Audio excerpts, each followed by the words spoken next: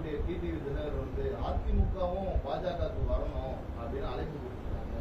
கூட்டணிக்குள்ள ஒரு அதிமுக பாஜக அது அவருடைய ஒரு எண்ணம்.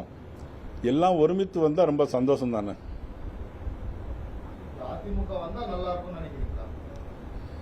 அதாவது இன்னைக்கு நடைபெறுகிற ஆட்சி வந்து மக்களால் ஏற்றுக்கொள்ளக்கூடிய ஆட்சியா அப்படின்னு கொஞ்சம் ஒரு நிமிஷம் சிந்திச்சு பார்க்கணும்.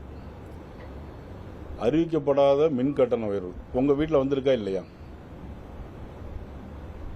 நீங்க ஒரு 4 மாசத்துக்கு முன்னாடி எவ்வளவு கட்டுனீங்க, இப்ப எவ்வளவு கட்டுறீங்க?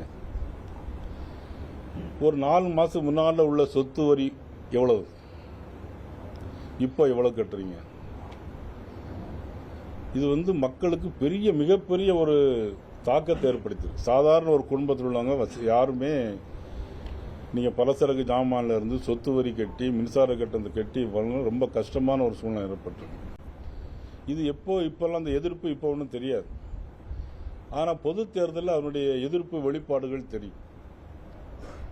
அதனால இந்த ஆட்சிக்கு அவர்கள் ஒரு கூட்டணியில் ரொம்ப ஸ்ட்ராங்காக இருக்காங்க அப்படின்னு நினைச்சிட்டு இருக்கிறாங்க. அதனால இந்த ஆட்சியை வீழ்த்தினோம்னா எல்லாரும் ஒன்றுபட்டால் நல்லா இருக்கும். திராவிட முன்னேற்ற கழக கூட்டணியை தவிர்த்து மீது எல்லாரும் யார் வந்தாலும் சந்தோஷம்தான்.